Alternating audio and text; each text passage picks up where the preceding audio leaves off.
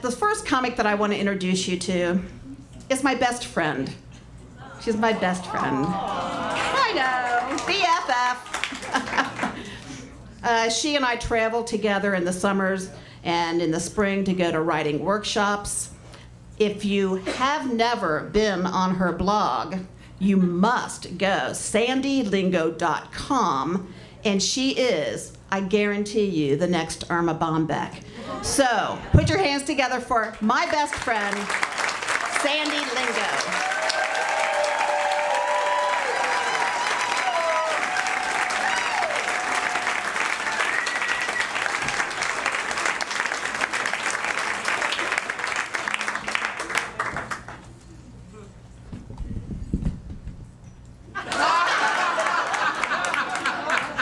That's one.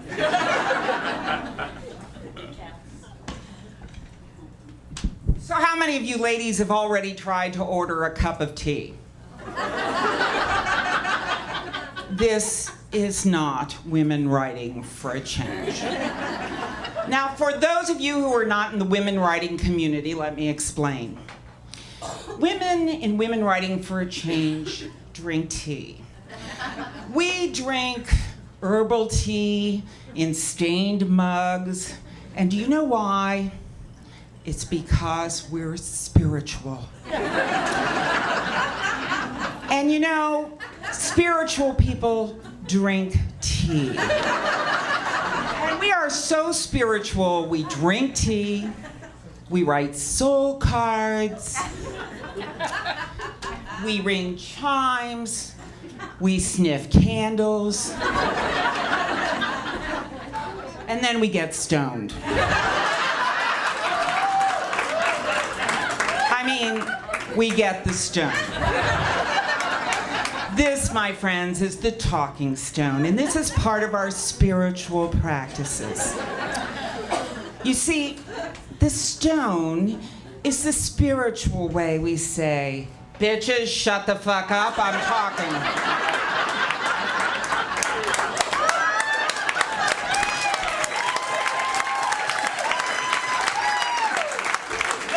I've got the stone. All day long I was getting texts and emails and phone calls, everybody saying, break a leg. Even my husband, who should know better, the last thing he said was, break a leg. Now, if you know me, don't even suggest I break a leg, because I just might. And this stage to me looks like a damn minefield. I mean, there are so many things to fall over. There's a table, there's steps, there's a microphone stand, there's the stool.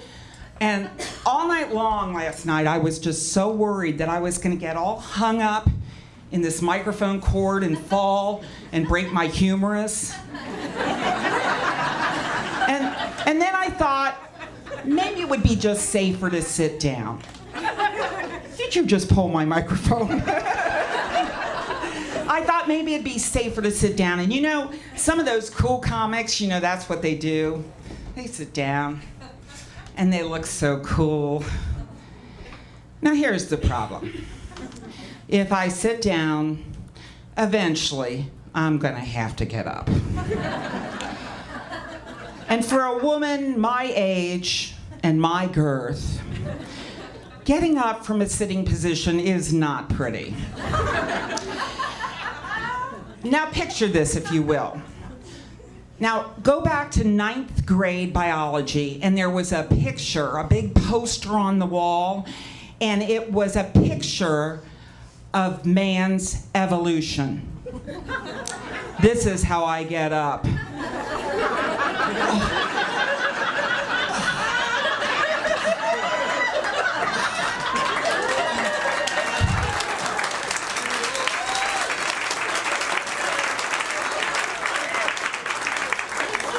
Steps to Homo erectus.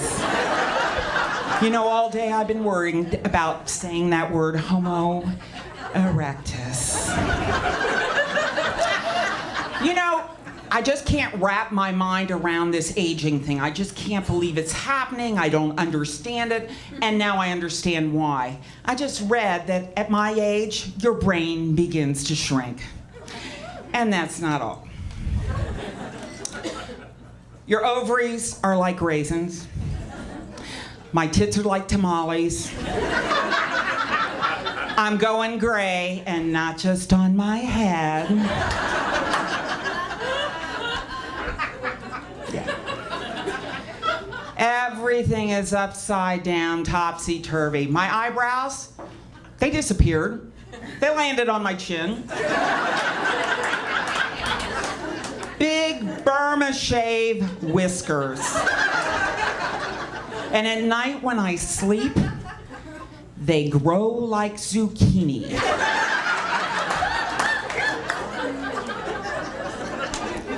You know, everything's just upside down. You know, what should be soft gets hard, like your arteries. What should be hard is soft, like your bones. What should be moist is dry as a desert. Am I right? Yeah. Your mouth. Yeah, it's hell getting old, and I gotta tell you, this is the worst. Everything in my body, everything is slowing down. Everything. Well, I was never really very active, really. But now I'm underactive everywhere except one organ. Ladies, what's overactive? My bladder. Now this is the cruelest irony of all, because just at the time my bladder decides to get aerobic, I can't run to the bathroom to save my life.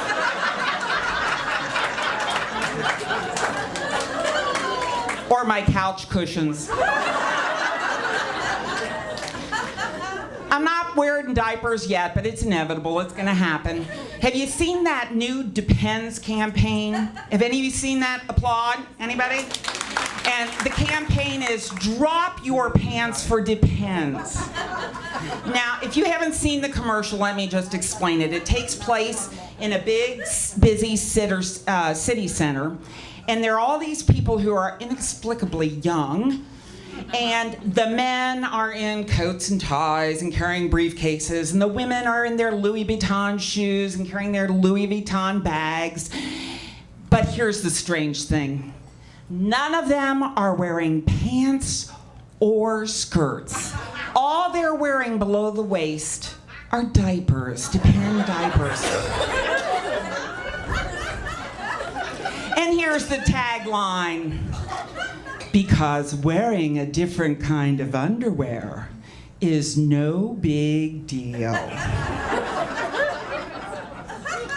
No big deal, my ass. There is no adult Homo erectus, I told you I'd love that word.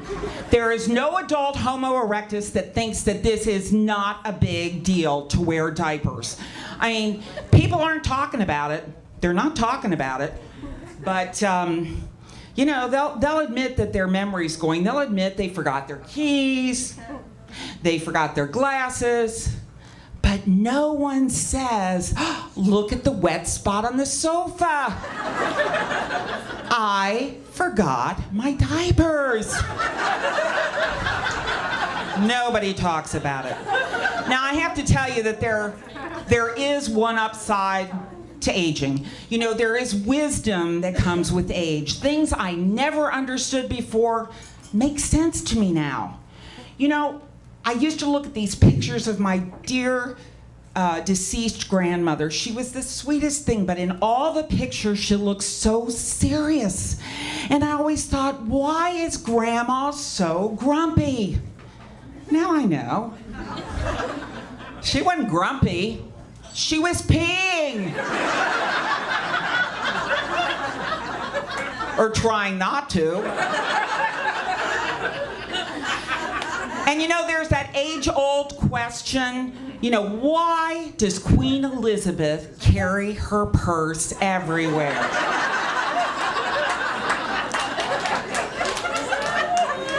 I know now. It's not a purse, it's a diaper bag.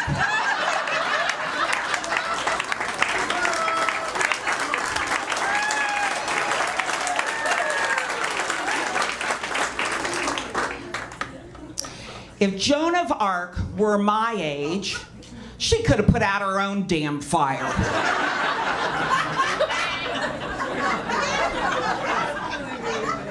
Yeah, I'm getting older. You know what they say sometimes when somebody dies and they say, "Oh, what a pity. She was so young." If I died here, right now, people would say, "Oh, she lived such a good, long life." So basically, I'm too old for an untimely death. Now, what sometimes happens when you're my age is you become a mother of the bride. My daughter, my younger daughter, Allison, is getting married this fall, and I'm pretty sure the only reason she's inviting me to the wedding is that she needs something old.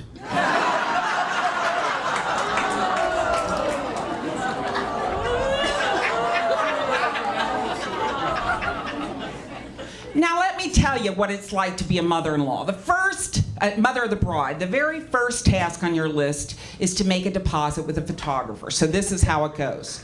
You give this photographer a shitload of money to take 1,000 pictures, and in every picture, you are the oldest, fattest person. And most likely the only one wearing diapers.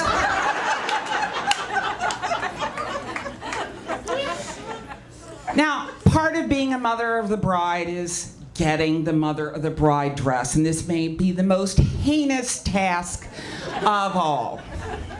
My friends all told me I had to go to this upscale bridal shop in Montgomery because you know what I'm talking about, because they have a whole floor of nothing but mother of the bride dresses. So I go, and this woman meets me at the door, and I instantly hate her. Her name is Clarissa, she says. She's tall, she's thin, she's young. She is wearing boots up to her knees over her spandex leggings, and I can plainly see she does not have diapers under them. Or anything. She has this asymmetrical haircut, and she goes like this. And out of her thin, judgmental lips comes a British accent, which I'm pretty sure is fake because her teeth are perfectly straight.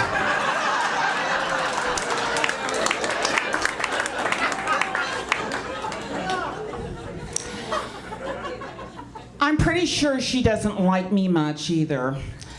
The first thing she does is give me a once-over. Well, actually, a twice-over.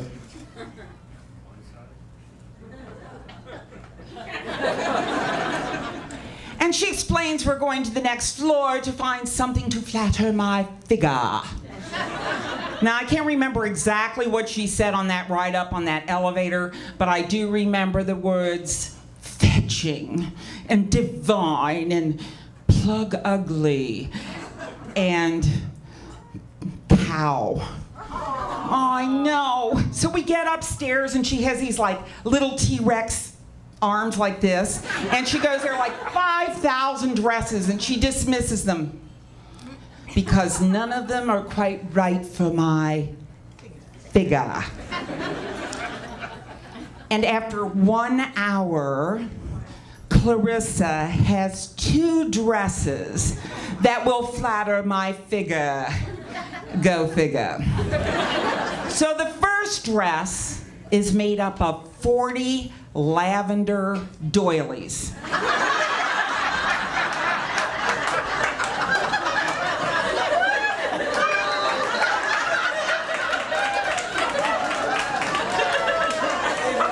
It also came in pink. And these were sewn together, and it cost, are you ready, $825. Now, this would be a bargain if you'd be willing to spend $825 for your grandmother's lace tablecloth. Now, the other dress she brought out was, she said, bronze. It wasn't bronze, it was brown. Nothing quite says celebrate.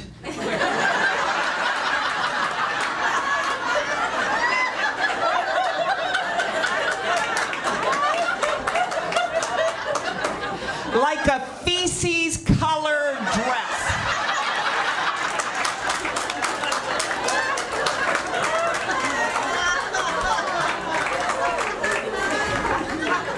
But this dress was a bargain at $750. Now, if you're a mother of the bride, that's what you want to do. You want to look for bargains. Well, let me tell you, my daughter is getting married in New York City, which has just been designated as the most expensive place on the planet to have a wedding. So the bargains are few and far between. My older daughter, Stacy, and I flew up a couple months ago to help the bride with her selections. So the first thing we did is we went to the reception hall. I'm sorry, the venue.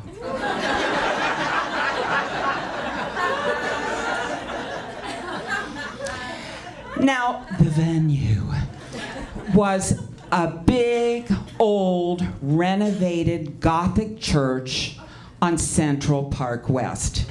And it's quite elegant in that grubby sort of New York way. You know, like there's a homeless man on the step to greet your guests.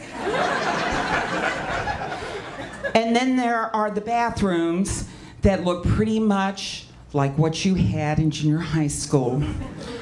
And I'm pretty sure there is a family of mice that'd be willing to turn into horses at midnight. Now, the manager comes over, the manager of the venue, comes over and he says, "What is the theme for the wedding?" Theme for a wedding. Marriage is the theme for the wedding. Then we go to the florist, and she warns us at the outset that she is not sure she's going to be able to do the flowers for only $2,000. But then her first question is, what is the theme? What the hell? Is this the prom? What is the theme? And I am startled when my daughter pipes up and says, the theme is Art Deco. Seriously? Seriously? So then we go to order the cake. Now, in New York City, you do not go to the bakery to order the cake. You go to Midtown Manhattan to a high-rise building and you ride a cranky, like cage-like elevator to the 9th floor, and there you meet not your baker, but your cake designer. And the cake designer says, "What is your theme?" And by now I've got it.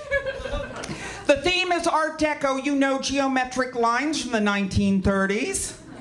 And my cake designer swoons. And she promises to incorporate that theme into the cake. So then we go about the tasting, and I was really looking forward to this part. So first, the icings, okay? There's chai icing, chai tea icing, champagne icing, triple berry, bourbon double white chocolate. What can I say? It's New York, right? So then we go about tasting the cake, and you'd think that would be pretty straightforward, wouldn't you? Well, let me tell you about the cake flavors. There's carrot cake, red velvet cake, there is key lime pie cake, there is cocaine dust cake, So many choices. We finally come up with our combination for each tier because each tier will be different. And I ask our cake designer how much this cake to serve 100 people will cost. And she says, because she likes us so much, she will give us a special deal. The cake for 100 people will only cost $1,000. So now, I know what the theme is. Extortion. You're all invited to the wedding. The cake's gonna be good. It's October 10th. Don't be late. It starts at exactly 1/2 past bankruptcy.